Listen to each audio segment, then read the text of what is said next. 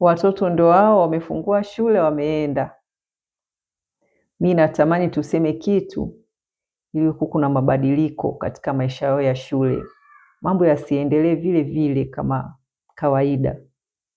Tunajua kuna mambo yanatokea kwa mashuleni, aidha yanawajenga na kuwafanya wafanye vizuri kwenye masomo yao, wafurahie pia maisha ya shule, au kuwazorotesha afya zao pamoja na performance zao kwenye masomo.